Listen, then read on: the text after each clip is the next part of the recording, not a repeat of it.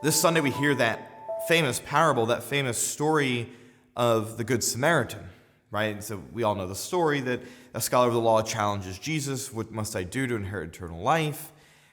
And Jesus gives him the law that to love your neighbor.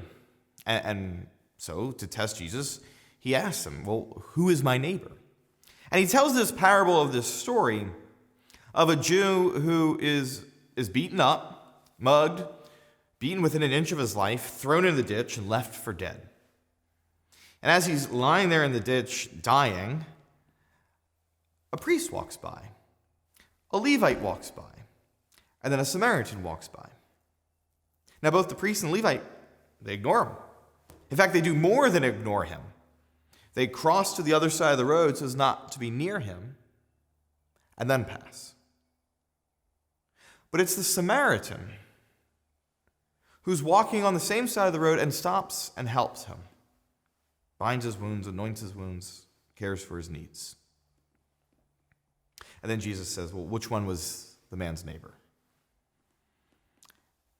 And the scholar of the law says, well, the one that treated him justly.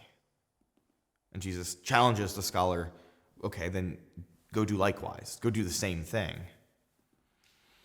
In almost every homily I've ever heard on this passage, it's all about you go be the good Samaritan. Or it's asking, are you a good Samaritan? Do you take care of your brothers and sisters? And that's a good question, and it's a good thing to reflect on, and it's a good thing to live by that. I need to take care of the people around us. But let me put this story in a different context. Why was it that the priest and the Levite crossed on the other side of the road and did not help him? Well, they were on their way to the temple. And to stop and to encounter blood or death would render them unclean, and then they could not go do their job at the temple any longer. So they were prohibited, even by their religious practices, to not help the poor Jew in the ditch. And then the Samaritan walks by and helps him. He's not on his way to Jerusalem. He's not on his way to the temple. He doesn't have this block of helping this man. You know, in Luke's gospel, when we have parables, it's natural and it's actually probably the right thing to do is to say, well, where in this parable do you fit in? Where in this narrative do I identify with this character or that, or am I onlooker or what have you? But I challenge you, not just to ask yourself, am I the priest, the Levite, or the Samaritan? Allow yourself to be the Jew in the ditch. Allow yourself to recognize that you are the one who is in need of help. You're the one that's been beaten up by the storms of the world. You're the one that's gasping for air, that can't pick himself up. You're the one that's lying in the ditch, that was left for dead because of my own sin, my own weakness, my own insecurities, my own doubts, my own struggles, my own temptations. I'm in the ditch and I need help. And help doesn't come necessarily the way that I want it to come.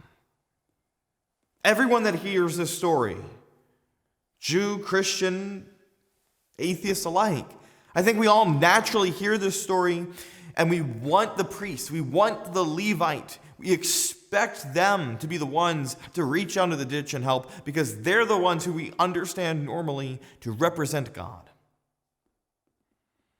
In other words, when we read this story, we want God to act in the way that we want him to act.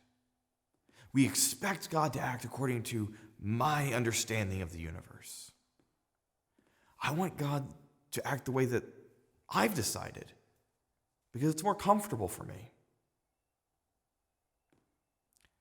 You know, sometimes as a priest, the person that's helped me the most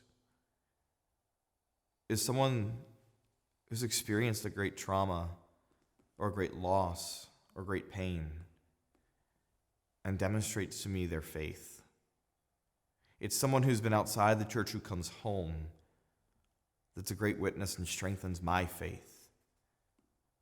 Reading this story, I'd rather be the Jew in the ditch who learns the lesson of being able to recognize God in places and ways I don't expect to.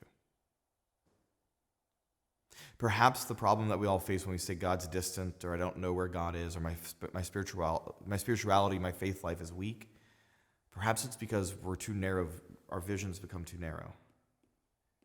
That God is reaching out to us, but he's reaching us in ways that we don't expect.